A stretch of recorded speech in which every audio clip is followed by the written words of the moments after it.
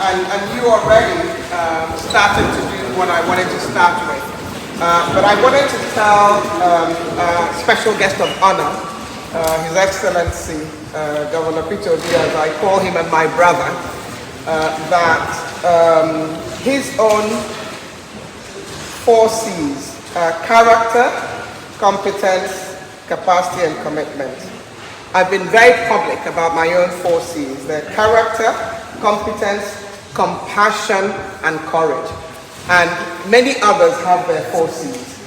So I'm absolutely honored that you have demonstrated in the short time that we've had together, through practical examples, some of what you will do to tackle the challenges of a great nation, Nigeria, so that it can realize its potential, so that so that Africa can realize its potential, and so that we can truly have a world that does work for everybody.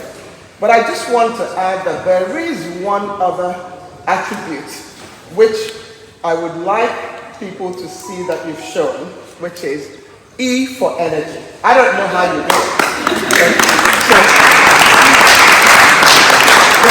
Because I heard you traveled to 4 or 5 cities in the US. You were in Nigeria on the 2nd of October, traveled to 4 or 5 cities, and these are commercial flights. And you arrived today in the UK and in Oxford at 3:45 p.m. So you've got an absolutely amazing energy. The other thing I wanted to say is that if we left it to Governor PeterObi, as I've always referred to him, we served on the economic management team of the president together when he was governor. He would be here responding to every question that each one of you has asked. But the Oxford Union has been absolutely wonderful, and I want to thank the president of the Oxford Union and all of the team. There was somebody upstairs and others, and the man who's wearing the red, who's been guiding the students who have organized this through this. And we have to be respectful of them, because we need to make sure that we vacate this premises, this beautiful historic place in a few minutes. So that's why we're not able to take all of the many questions that people are asking. I also just want to say, especially to the Oxford Union, a big thank you. So please, if you can join me in giving them a round.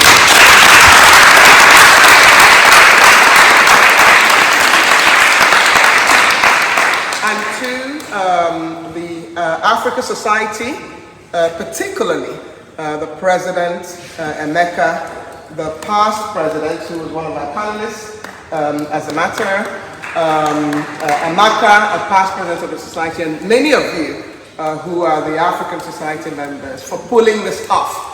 First, for having us be in the rarefied group, the Oxford community, who have hosted an amazing, phenomenal African leader, who is intent, not for private gain, but to see change happen in Africa, happen in Nigeria particularly, and happen in society. So thank you, Emeka, to you and your colleagues.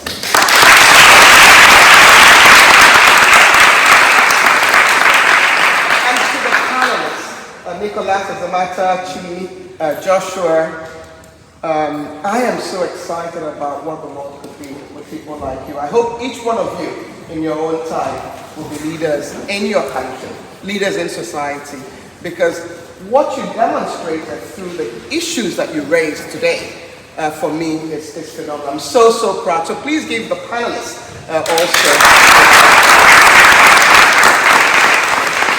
And to my brother, and His Excellency Governor PeterObi, as I continue to refer to him, I hope I can say President PeterObi in a few months' time. I hope that I also speak on behalf of the entire Oxford community. And all of those, my brother who's traveled from Edinburgh, I have a brother who I met 2 days ago at the London Business School at a forum that I spoke at on sustainability and how to finance sustainable growth in Africa. And he promised me, you should wave so everybody will know who my brother is. He promised me that he'll be here today.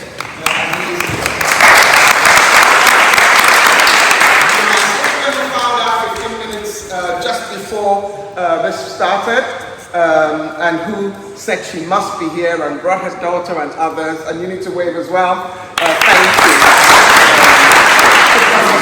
you. Who is a professor in climate policy, and all of those who decided that it is important for us to hear from a leader who has demonstrated, first of all, that he's done it before. And I like the obedience who say, go and verify. Yes. A leader who has demonstrated that he is open to learn. He wants to bring up your issues. He will respond to them with data. I was trying to keep up with the data on the oil stealing. The one I could retain was in August, 25 million barrels of oil were literally stolen. And for those of you who know that I'm on Twitter, I've already tweeted that. This is a leader who has his facts right.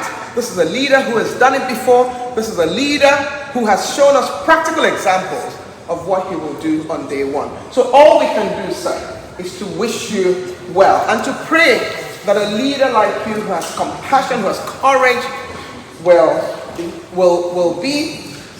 succeed